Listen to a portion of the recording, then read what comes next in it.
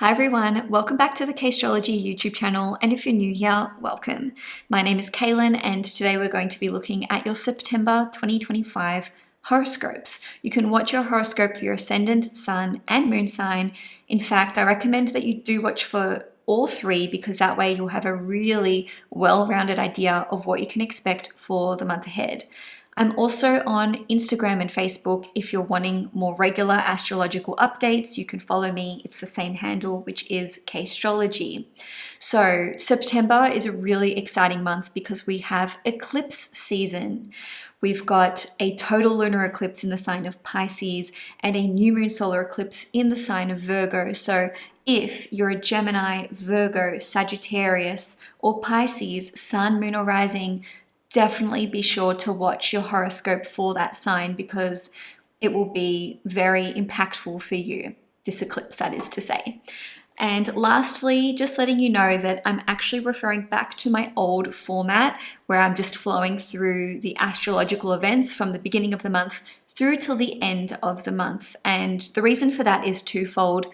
Firstly, a lot of you said that you prefer those horoscopes, which I was doing before, that they have more flow, and you know what, I tend to agree with you. And secondly, they were taking me probably about twice as long to just execute in totality. So I hope you enjoyed this horoscope. If you do, please give the video a thumbs up. If you'd like to see more content on the channel, please hit the subscribe button, and it would really help me if you could share this video around just to try and grow the channel that little bit more. Thank you so much, and now let's get into your horoscope. Hi Aquarius Sun, Moon and Risings, welcome to your September 2025 horoscope. As the month begins, Venus, which is the planet of harmony, grace, diplomacy, as well as love and romance, will be transiting your 7th house. So it'll be in the sign of Leo up until the 19th of September. This can basically restore peace, harmony, and even equality to certain relationships that you're currently in. Now, that could be with your significant other, that could be with a business partner, or that could even be your client relationships, or even a one-on-one friendship. So ultimately, Venus transiting your 7th house portends good things for the romantic side of your relationships, but then also this can see there being an improvement in sales. If you do work in sales, maybe you're signing more clients on board. This can improve relationships that you have with co-workers and, like I said, friends too. So on the 1st of September, Saturn, which is one of your ruling planets, will re-enter the sign of Pisces. So it is going to spend 5.5 months finishing up its transit through your 2nd house, which actually commenced in March 2023. So if you cast your mind back to things that you've experienced since March 2023 that relate to finances, resources, expenses, or even things to do with food, your diet, your teeth, basically we're closing out that chapter. So Saturn can see you basically mastering certain skills when it comes to financial management, expenses.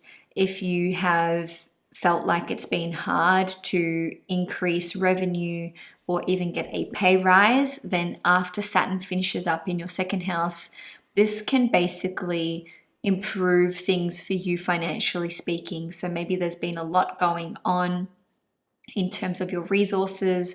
On a different note, maybe you'll be going through a process of decluttering your possessions, your wardrobe, your valuables. Maybe you've been having extensive or significant dental work done during this period of time, or you're anticipating to do so over the next 5.5 months. On a different note though, the 2nd house actually relates to our personal values, self-esteem, and how we nourish ourselves. So Saturn transiting your 9th house could have, these are like crazy cockatoos, and they've been going off for the last 2.5 hours. I asked them to be quiet, but they only listened for the first few minutes. Anyway, So Saturn transiting your second house can see you working really hard to build up and elevate your self-esteem. And also you may be going through a process of being very clear about what your priorities are. And you could be quite disciplined in your approach to how you nourish yourself. With food and diet, you may be going through the process of trying to figure out what is causing digestive issues or allergic reactions. Oh my God, I'm so sorry. Anyway, I really lost my train of thought. Okay, yes, food. So you may be cutting certain things out of your diet or reducing things like sugar intake and chocolate, that kind of thing. So on the 5th of September, Mars in Libra in your 9th house will square Jupiter in Cancer in your 6th house. So the 9th house in astrology rules over our belief systems as well as travel, education, import, export, even publishing as well. And then the 6th house relates to health, work, and our daily habits and routines. So Mars in your 9th house could see you being really focused and determined to basically align yourself and your actions with your belief systems. In saying that, you may feel like you're wanting to challenge certain beliefs that are being shared with you or maybe even imposed upon you. There could be some issues here if you are traveling interstate or abroad around that particular point in time. But on a different note, the 9th house represents your vision for your future, and then Jupiter in your 6th house could see you wanting to expand beyond your existing set of circumstances, especially if you are feeling restricted or contained or stagnant when it comes to the ins and outs of your daily life or even the work that you're doing. So there may be opportunities that you're looking to create for yourself that is going to basically take you from one reality to the next. You could call it maybe like a quantum leap by shifting your mindset. Now, on the 6th of September, Uranus is going to station retrograde in Gemini at 1 degrees. So Uranus is your other ruling planet in astrology. I haven't mentioned it for the other signs, but I just thought that I would share it with you given that it's one of your chart rulers. So first of all, Uranus is trining you, right? But when it stations retrograde in the 5th house, maybe there could be some sudden or unexpected change that crops up pretty much around the 6th of September, maybe even plus or minus one day. And this could relate to things that the 5th house rules over. So this could be unexpected change in your love life, in your relationship with your significant other, or with your business if you own your own business, or perhaps this could be in relation to children that are in your life, whether these are your children, grandchildren, nieces, nephews, etc. Or maybe it's even just like your view on whether you're wanting to start a family or not, or expand your existing family further. So it's not a big deal. I just thought that I'd chuck it in there because why not? On the 7th or the 8th of September, depending where you live in the world, there will be a total lunar eclipse in the sign of Pisces in your 2nd house at 15 degrees.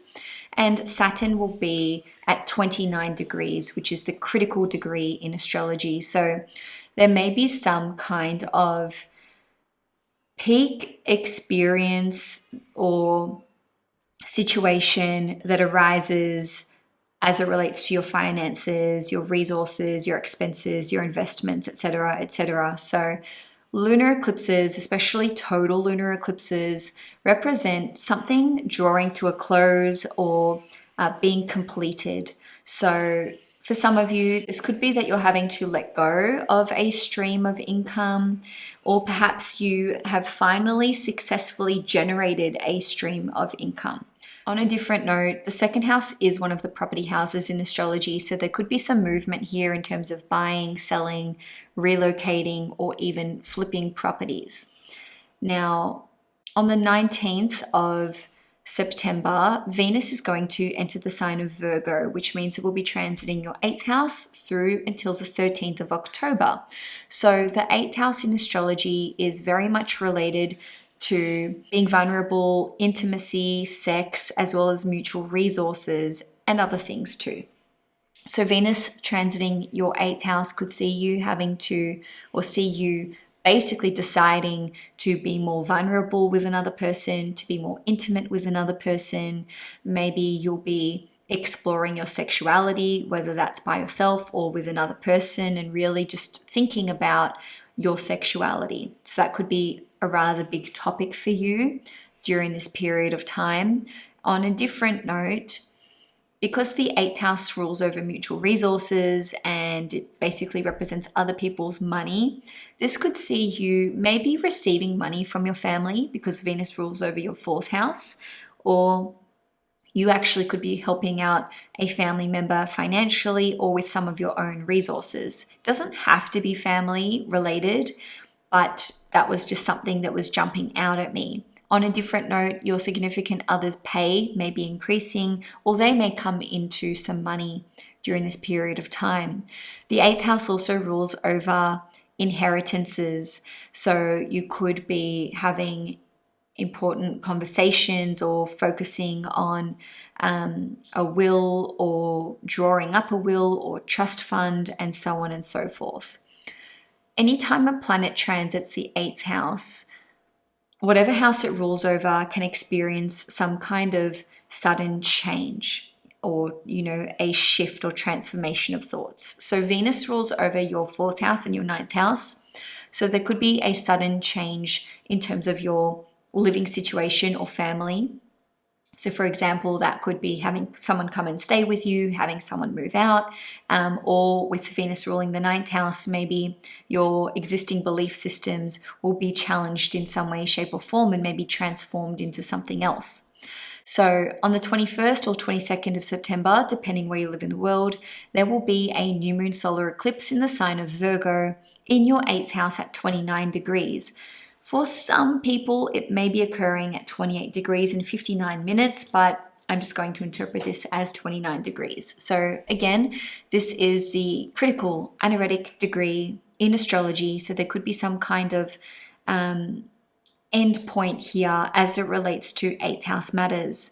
So there could be some kind of significant event that takes place or communication or correspondence as it relates to 8th house matters. So a new moon solar eclipse is like a new beginning or a new moon, but supercharged or amplified.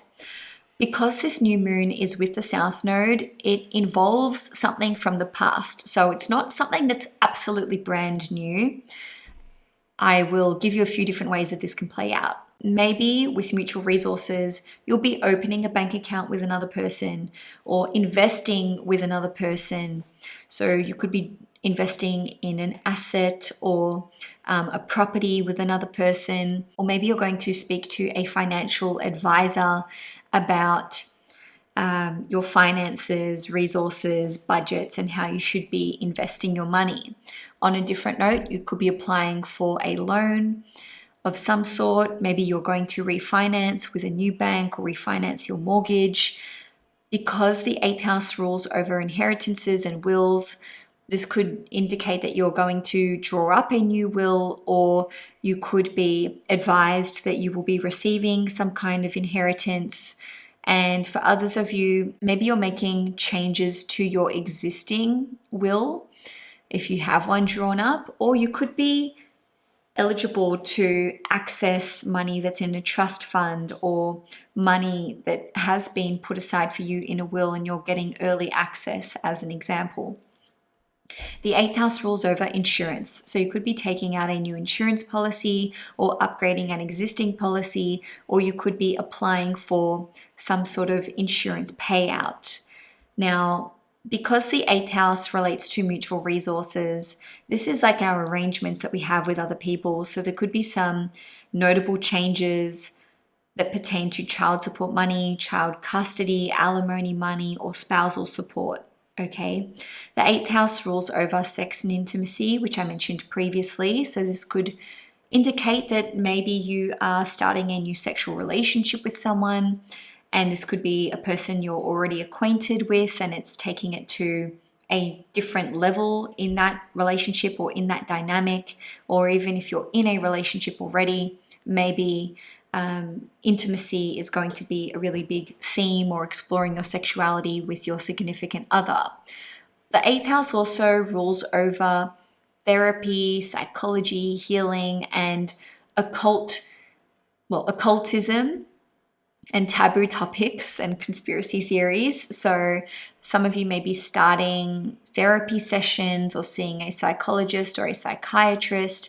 Maybe you'll be getting marriage counseling or couples counseling. Others of you could be delving deeper into things like astrology, tarot, esoteric practices, or discovering some kind of hidden truth, or a secret could be revealed to you. Lastly, with the solar eclipse, it's occurring on the 21st/22nd of September, depending where you live in the world, but the effects can be felt 2 to 4 weeks before the eclipse or 2 to 4 weeks after the eclipse. But that doesn't mean that it's just like 2 weeks later, one and done. It could be that a significant event occurs, or you make a decision to do something, or an opportunity arises, but maybe you spend the next few months or even year following that through.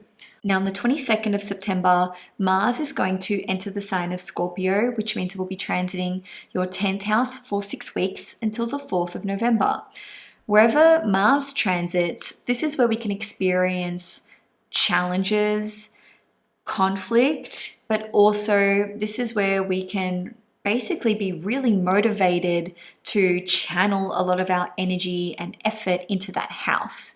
So the 10th house relates to our career, our public reputation, our public status, as well as our boss and authority figures. So some of you may be clashing with a boss or with your employer or with an authority figure. This is a time where you could be getting in trouble with the law, so just be careful with what you're doing, especially out on the roads. Some of you may actually have an opportunity to throw your hat into the ring to be eligible for a promotion or to change titles or even industries. So a really exciting career opportunity could be on the cards with this particular transit. So maybe that is what you would be pursuing. And when Mars transits our 10th house, we have to know or be aware, let's say, that we may be coming off as aggressive when what we wanted to be was assertive, or we can be presenting as bossy when what we wanted to do was come off as authoritative and well-informed. So you will just have to be mindful that you may be wanting to present as one way, but there's definitely potential to kind of go overboard and come off as a bit of a brute or bossy or just even aggressive in some instances. In any case, it is a fantastic time for you to seek out professional challenges if that is what you are wanting to do. Maybe take a risk in terms of career change, industry change, or even becoming self-employed.